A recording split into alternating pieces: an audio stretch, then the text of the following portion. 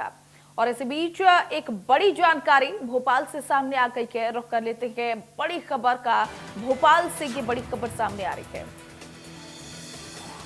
भोपाल से इस वक्त की बड़ी जानकारी सामने आ रही है। आपको बताते चले, एक हिंदू छात्राओं से रेप ब्लैकमेल केस में एसआईटी तलब किया गया है। राष्ट्रीय महिला आयोग ने अफसरों से 2 घंटे तक बातचीत की है। जी हाँ, ये बड़ी जानकारी। अगले 2 दिन भोपाल में टीम रहेगी।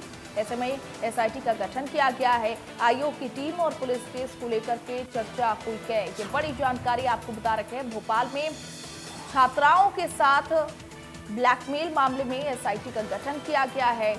हिंदू छात्राओं से रेप और फिर ब्लैकमेल केस में एसआईटी तलब किया गया है। एसआईटी टीम गठित किया गया है और अब एसआईटी की टीम इस पूरे मामले को लेकर के जांच करेगी। केस से जुड़े सभी पक्षों को सुना जाएगा।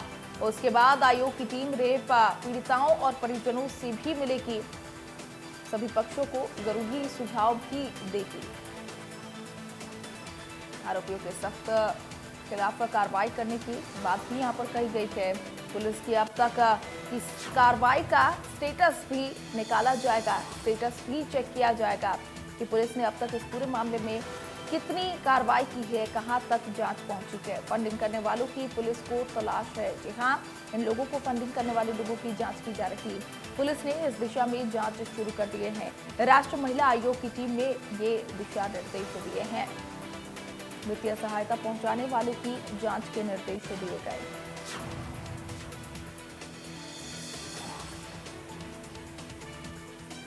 भोपाल का रेप जिहाद का ये पूरा मामला बताया जा रहा। फंडिंग करने वालों की पुलिस अब तलाश कर रही है। भोपाल रेप और फिर ब्लैकमेल मामले में अब नया मोड़ देखने को मिल रहा। एसआईटी तलब किया गया है और अब एसआईटी इस पूरे मामले की जांच करेगी। दोनों पक्षों की राय सुनी जाएगी।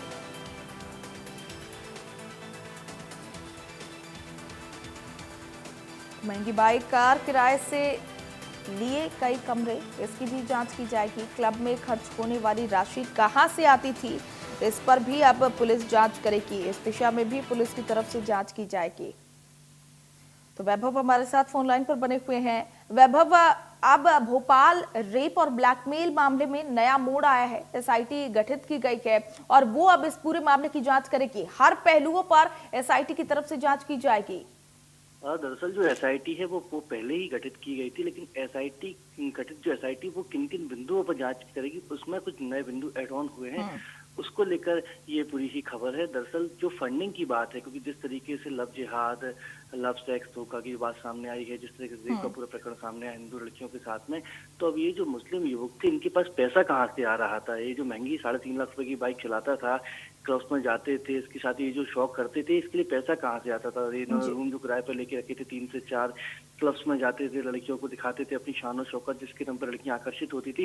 तो ये फंडिंग का जो सोर्स है, उसको तलाशने की कोशिश अब एसआईटी के द्वारा की जा रही है। बिल्कुल वैभव, और यहाँ पर इन दोनों जो पीड़िताएं हैं उनसे भी बातचीत की जाएगी और उन्हें भी सलाह मशवरा दिया गया है। उनके परिवारों से भी बात करेगी और जिस तरीके से इस केस से जुड़े हुए सभी पक्षों को अब सुना जाएगा।